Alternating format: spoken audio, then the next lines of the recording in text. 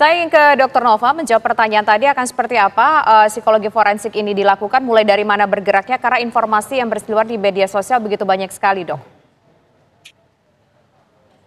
Iya, baik Mbak Tisa. Mhm. Jadi kalau autopsi psikologis ini adalah pendekatan yang sifatnya ini adalah studi kasus, sehingga kami tentunya harus bergerak dengan berbagai referensi ya. Kalau referensi-referensi yang memang kuat mengatakan ada kecenderungan bunuh diri yang cukup tinggi ya pada ahli-ahli anestesi atau dokter spesialis anestesi.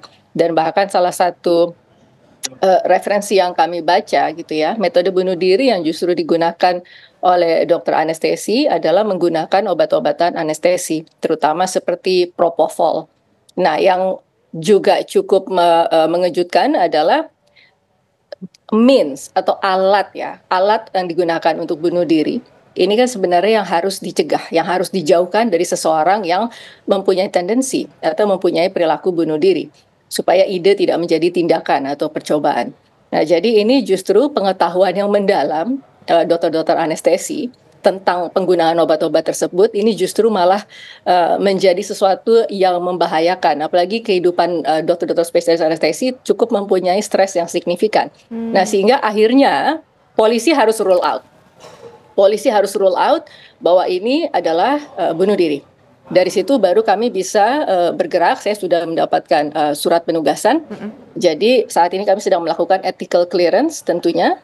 Nah, pada saat kami sudah mendapatkan ethical clearance, semoga minggu depan sudah dapat, kami akan tentunya melakukan berbagai wawancara mendalam, baik dari pihak universitas, kemudian pihak rumah sakit, dan tentunya ke lokasi bunuh diri, bertemu dengan keluarga di Tegal kalau memang keluarga sudah sanggup begitu atau sudah mampu untuk bisa bertemu dengan pihak lain dan bercerita, dan kami akan ke rumah sakit tempat almarhumah dulu juga bertugas, dan akhirnya kami juga membutuhkan studi dokumen yang mana kami hopeful sebenarnya bisa melihat buku harian karena itu penting untuk proses triangulasi pada saat kami melakukan proses autopsi psikologis gitu.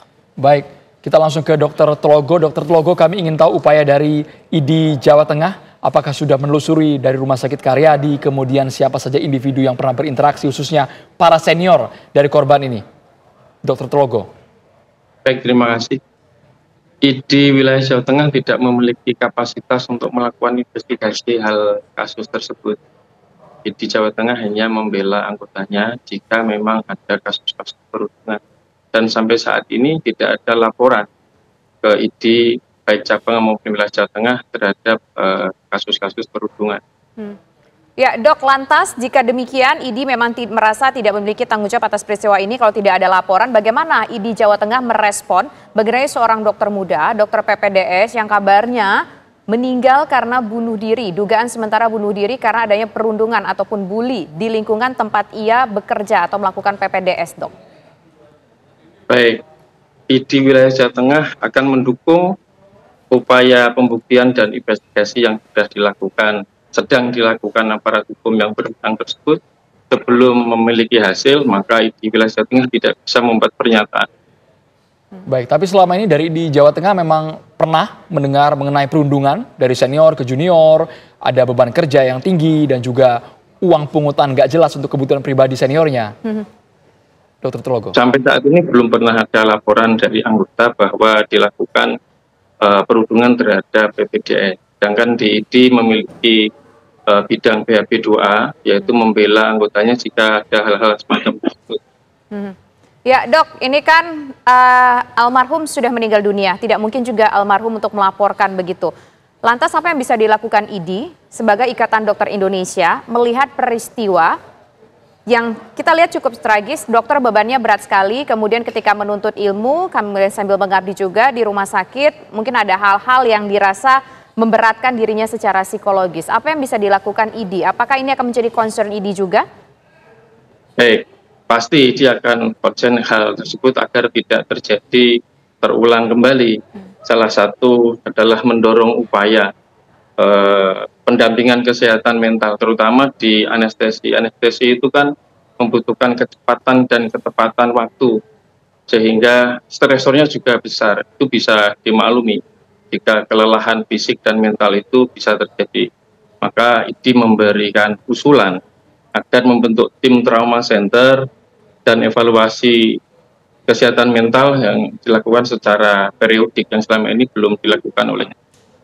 Baik Dokter Tulogo, kita ke Dokter Syahril. Ini yang menarik, pernyataan Menkes hari ini memang mengakui banyak peserta PPDS yang mau bunuh diri. Ini fenomena besar dan nggak kapok-kapok terus terjadi. Berarti memang senioritas tingkat tinggi perundungan memang kerap terjadi di PPDS, maksudnya Kemenkes ini, Dokter Syahril. Terima kasih. Mungkin kami koreksi dulu ya, bukan tingkat bunuh diri yang tinggi ya, tapi laporan bullying ya, perundungan itu yang cukup banyak. Makanya ada program transformasi kesehatan, ya 6 pilar itu yang ada di dalam Undang-Undang Kesehatan, yang juga ada instruksi Menteri Kesehatan. Intinya adalah apa? Laporan data yang ada di lapangan memang ada perundungan itu, walaupun tidak ke semua prodi ya, tidak semua ada, dan berat ringannya itu berbeda-beda kasusnya. Nah untuk itu instruksi Menteri Kesehatan itu mengharuskan, menginstruksikan kepada seluruh direktur rumah sakit pendidikan milik Kementerian Kesehatan untuk melakukan pencegahan sekaligus penanganan apabila terjadi perundungan di rumah sakit pendidikan tersebut. Sudah ada mekanismenya. Nah sehingga dengan mekanisme ini diharapkan perundungan yang ada 4 kategori tadi dapat kita hindari dan bahkan dapat kita tekan seminimal mungkin, bahkan tidak terjadi lagi di rumah sakit pendidikan. Ya, ini kan tadi dokter sendiri menyebutkan berbagai macam bullying, ada beban kerja yang begitu berat, kemudian secara verbal juga, mungkin kemudian juga ada biaya tete bengek yang itu tidak berkaitan dengan kegiatan pendidikan, dengan tindakan pengabdian yang dilakukan, dibebankan oleh senior kepada juniornya. Jika kalau ada persoalan begini masih dialami oleh dokter PPDS di lapangan, apa yang kemudian bisa dilakukan oleh mereka yang junior-junior ini dan apa jaminan yang mungkin bisa dibantu oleh Kemenkes sendiri untuk kenyamanan mereka dalam mengabdi dan juga menuntut ilmu, Dok?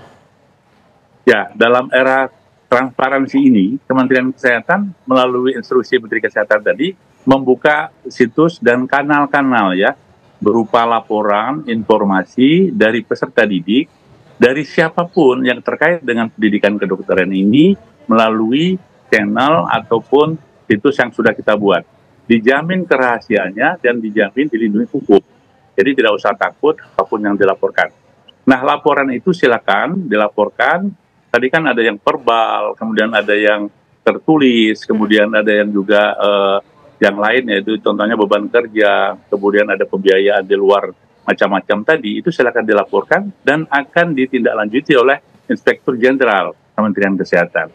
Dan nanti disitulah akan di suatu investigasi siapakah yang berbuat dan dampaknya apa, dan akan ditindaklanjuti dengan sanksi apabila itu menimbulkan hal-hal yang melanggar aturan yang sudah di dalam instruksi Menteri Kesehatan tadi, yaitu berupa sanksi ringan, sedang maupun berat tadi Pak, yang harus dilakukan pada pelanggar-pelanggar di dalam kaitannya perundungan ini yang ada di rumah sakit pendidikan.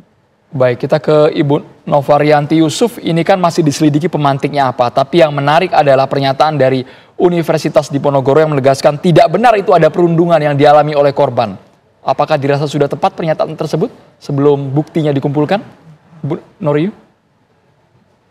Ya, saya sendiri tentunya sudah menjalankan program pendidikan dokter ya, dari dokter umum sampai dengan dokter spesialis.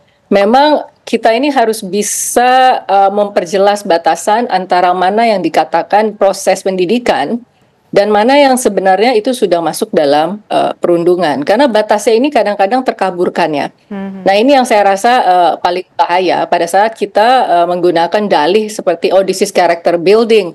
Kalau kamu tidak mampu untuk melakukan ini itu berarti you don't fit to become a specialist. Tekanan menjadi dokter itu sangat luar biasa. Nah ini saya rasa dengan melakukan otopsi psikologis kita sebenarnya mau melihat gitu secara langsung ada faktor-faktor stresor psikososial apa gitu yang dialami semasa almarhumah hidup.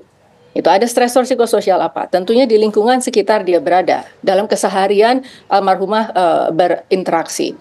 Nah ini sebenarnya kebenaran yang ingin kami dapatkan begitu menjadi sebuah informasi yang kami olah secara saintifik dan syukur nanti ini bisa menjadi bagian dari materi yang bisa digunakan dalam menyusun kebijakan terkait dengan program pendidikan dokter spesialis ke depan. Yang utamanya satu, mampu mengedepankan pentingnya well-being dari PPDS. Please separate, bedakan antara mana yang sudah menjadi bullying dan mana yang memang itu character building bagi seorang dokter. Nah, kemudian yang kedua, jelas harus dilakukan evaluasi setelah mendapatkan temuan di lapangan nanti. Perlu dilakukan evaluasi dengan apakah sudah ada program kesehatan mental yang memadai di center-center pendidikan. Jadi jangan hanya pada tatanan teoritis, tetapi benar ini dilakukan dan bisa dinikmati. Karena istilahnya begini, mereka ini sebenarnya dilakukan screening waktu itu.